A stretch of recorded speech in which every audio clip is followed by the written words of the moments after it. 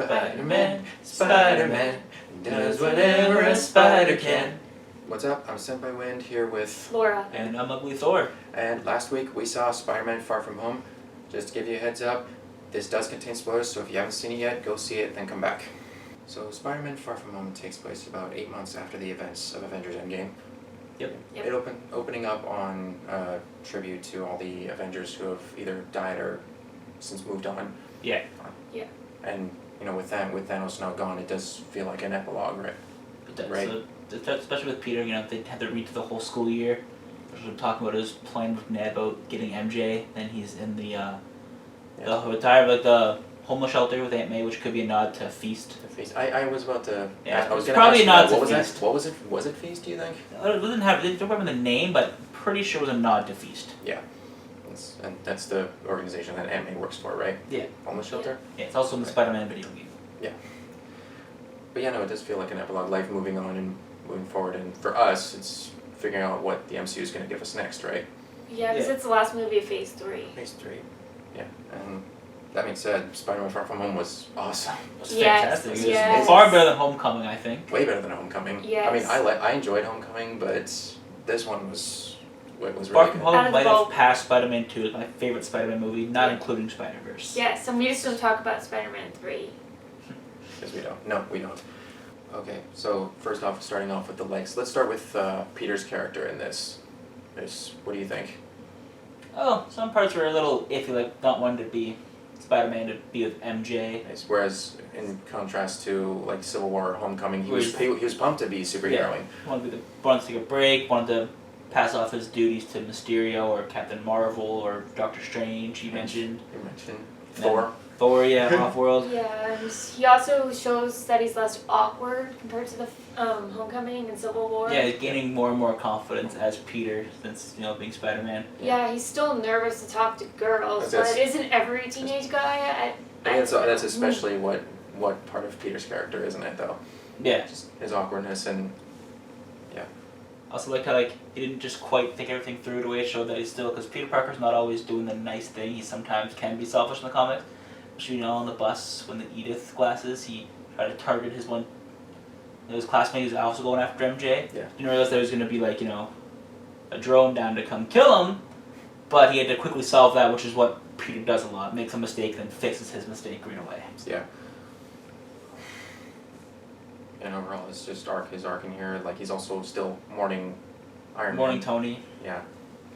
Yeah, but he's trying to be a bigger person about it. So let's talk about Mysterio next. How awesome is he? Fantastic. Probably my personal favorite live-action Spider-Man villain that we've seen. It was also one of the better MCU villains. Yes. Phase 3's given us some really good ones, right? Yes. Well, I liked how Mysterio was very manipulating compared to the other Spider-Man villains that we've seen, where they want to kill Peter or they just want to get to what they want. Mysterio took a different approach and decided to manipulate Peter into thinking he was good. Yeah, remember, Mysterio never actually wanted to kill Peter at all. He wanted to kill Nick Fury, never wanted to kill Peter. Only to kill Peter when that guy left One of the hologram drones around and yeah. MJ finally gave it to Peter. Remember, she even said, Peter Parker's death will be on your hands. Never wanted to kill Peter. You wanted to be the greatest hero, but never wanted to kill Peter. Yeah. It was a nice different approach than just, I'm gonna kill you. Yeah. Also, his illusion fight. His illusion fight was absolutely amazing. Like, are you talking about the actual illusions where he's trying to get into Peter's head and he's... Yeah, like when Peter goes to Berlin with Fury. Yeah. Oh, that yes. fight was incredible. The one that ends where he gets hit by the train? Yes. That's right. It really tripped me out. Like, you're always second guessing, like you think it's over, but then it keeps going. Also, they gave a great nod to Marvel Zombies when Tony came out of the grave in his zombified mask there. It's a great call to Marvel Zombies. The whole imagery of that illusion was just amazing. Yes. And his backstory. So his backstory, he's an ex-employee of Stark who invented that... Who actually invented barf technology, and then said Tony Stark called him a madman, called it barf, so he wanted to get revenge on him for that. And Stark fired him for arguing, and his entire crew is made up of like either Stark haters or ex-Stark employees. Disgruntled Stark employees. Even the first guy from back in the first Iron Man, the one that Stain yelled at. Yeah, he was a part of the crew too. When he screamed at, like, when that Stark was able to build the arc reactor with a box of scraps in a cave. Yeah, he was there too. It was a great callback to the first MCU movie. Yeah, and just Like you always, it's just even the trailers. Like the trailers didn't give away his motives either. Once he gets the Edith glasses from Peter, it cuts back to him at that bar. Yeah, and he's going off about his plan, just all the exposition. It's like, and in the theater, it's like, right, I knew it. I knew he was lying. Yeah, you knew he was gonna be that guy. So yeah, like all the story about him being from another universe and those elementals, all lies. He stages those fights because isn't that what he does in the comics? Like he makes himself out to be the hero. In his first appearance. Oh, okay. Yeah. Also, he just looks cool. Yeah, the costume was amazing. Yes. They made the fishbowl head look amazing, but if they didn't use the fishbowl head, I would have been super pissed. I think I loved MJ in this movie. Yeah. I gotta say, MCU MJ stomps Rami MJ in like every way possible. Yeah. Although she's a bit more darker than she was, because didn't she say to a bunch of spots about people dying or?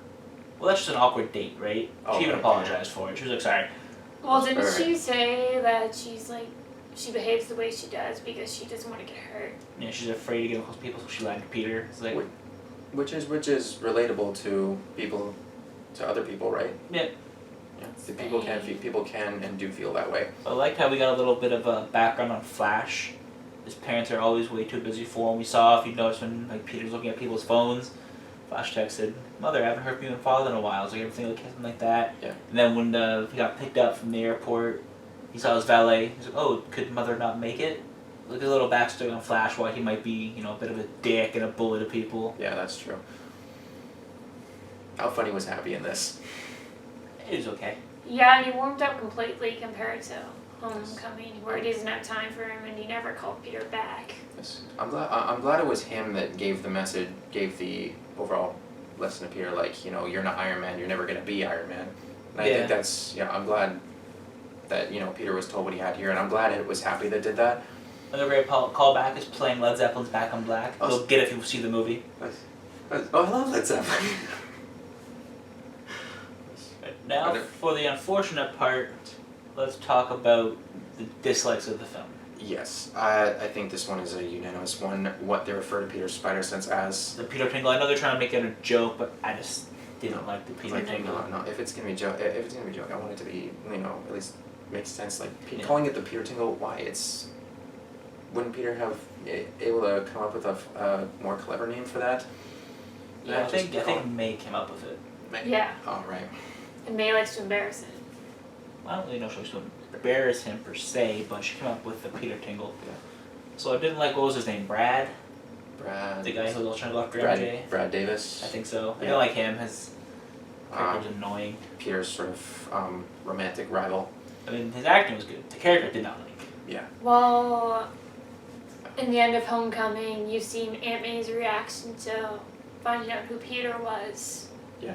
But I just liked how they could have maybe touched base a little bit on that, like saying like, "Oh, you were Spider-Man. Why did you tell me?" But not much to do because remember in the beginning of the movie, Aunt May was also dusted. She also blipped out. So there's not really much you can do on that. But like it's cool to see like the beginning. She's totally cool with him being. Like I said, it's 8 months later now, so the talk might have happened off screen. But Yeah. Aunt May was blipped out too. Yeah. Speaking of which, the name the Blip just sounds. I love it. To me, it's just like we had other names like the Snap or the Decimation. The Blip just like. Never said in the movie. It's like it's just other names referring to the why. Yeah, but never said in the movies. I'm just asking like why go with the Blip and not use the other names. There's just a bunch of high schoolers killing about it. That's true. So I loved the book. I thought it was hilarious. My butt beard. yeah, and how they're all coming back. Back in the same spot, so that must be awkward for some people. Like.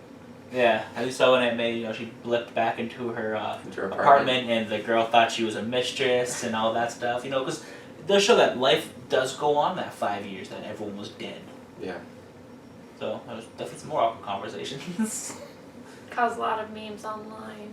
Just imagine that you went to sleep when Thanos snapped his fingers, and then you wake up 5 years later, and it's just like somebody else is like in your bed. And you're like, what the? How long was I asleep for? Or imagine if you're intimate with somebody at that very moment. Yeah, that'd be. That you get snapped away and then you get brought back in You're the exact same spot You're because just you. naked with new people. It's just like, oh my god. Yeah, imagine there's naked people in the house. It's That's like what?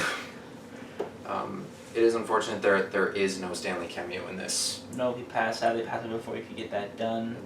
It was filmed in the summer when he was alive. I thought they would have at least tried to get one in for him, but it was too late to do it. That's part. It would have been a good one to go out on though. Yeah, because Spider-Man is his favorite character. Yeah. Now we got to go to the absolute game changer. The best part. The two most jaw-dropping the post-credit game scenes changer of the MCU. So we'll do the first one. The first one. First. The movie ends with Peter going for a swing through New York City. We finally got that good shot. And he's with MJ, swinging with this MJ for the first time. Then that's how it ends. They're swinging away. And then the post-credit scene happens, and that's an absolute game changer. Yeah. Both of them. So the first one starts, with them landing. MJ's like, nope, not doing that ever again. Spider-Man goes to swing off, and then important news bulletin. They show that on the Jumbotron. Like footage of Mysterio faking his death. Of the London Bridge. Well, I don't know about faking his death. You can't say that yet. I mean, I think he's not dead, but you can't say faking his death yet. So it ends with, Mysterio rewriting the footage to say when Spider-Man saying execute the ball towards the drones, that Spider-Man started the drone strike and wanted to kill all the casualties. Yeah. Well, not civilian casualties. Then... But the best part of that... all of a sudden it goes, Daily Bugle, J.K. Simmons is back as J. Jonah Jameson. Marvel went and did it. You can get no one else, and then he talks about, how Mysterio's the greatest hero of all time, he will be, and here's the biggest game changer of all. He drops, he goes, Peter Parker, Spider-Man, post his picture on. And then I just call out Spider-Man goes, what the fuck? Just like Aunt May did when she found out the message of Homecoming. Now, it can go one of a couple of ways, I think.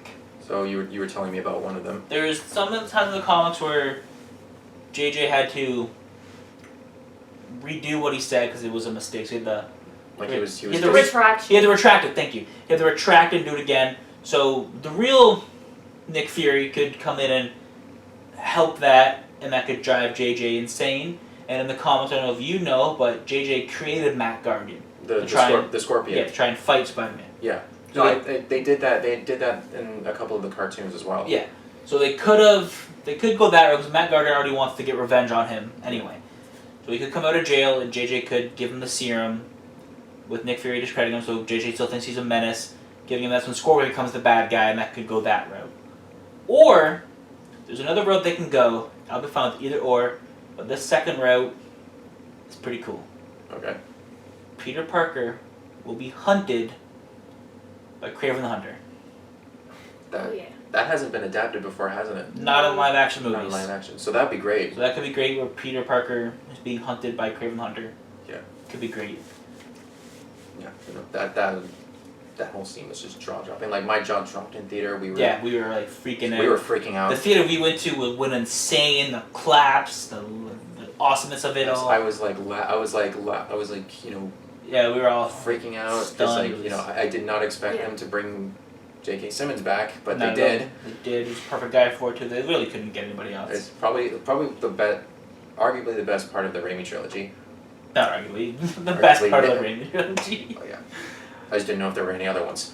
They also have great Raimi parts, but now we'll go to the second post-credit scene. So earlier you said the real Fury. Yeah. So Fury and Hill in this movie were Skrulls the whole time. They're driving their car at the end of the 30 War. Then they change to Talos and his wife, and they call Fury. They said we gave the glasses to the kid about a week ago, but things went awry. But we handled it. Then it shows Nick Fury out in space, looking at a hologram beach. Gets off, walks around. He's on this space with a bunch of other Skrulls, and goes, "Can I get my shoes?" No question. That's how it ends. No question. Is this something that is this space station he's on supposed to be Sword? It could be. And Sword is just like cosmic version of Shield, right? While Shield is Earth level, Sword is cosmic. It could be Sword, or who knows what they're planning on. It could be that maybe there are actual evil Skrulls and they're trying to fund the evil Skrulls. Like these are the good Skrulls, and they're trying to fund the evil Skrulls, and that'll start Secret Invasion. Or they could do that. Who knows what they're going to do? And if it's Sword, could that mean we could be getting a visit from Galactus or Kang the Conqueror? Or Silver Surfer, any of them, it could be. Sure. Who knows what populace they're going to go to? These are the questions we're asking. Also, I'm going to say, John Watts did say that they were only Skrulls for this movie. So like, Nick Fury hasn't been a Skrull for all the movies, just this one. I didn't think so. Yeah, I knew up until That this came from point John that Watts. Fury was Now, the real Fury. that's just John Watts' fight. He could easily turn around and go, Yeah, Fury's been a Skrull since Winter Soldier.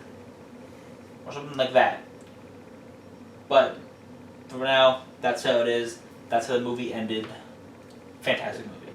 I was happy that the post credits were different than I originally thought, because I heard and read that Tom Hardy's Venom was supposed to be in it and it was confirmed. But when we saw it, Luther was like, "Laura, why do you have a problem with them?" I'm like, "This is not what I read. I read something else completely different." It was just something Sony's chairman wanted, but Feige never confirmed. Feige didn't.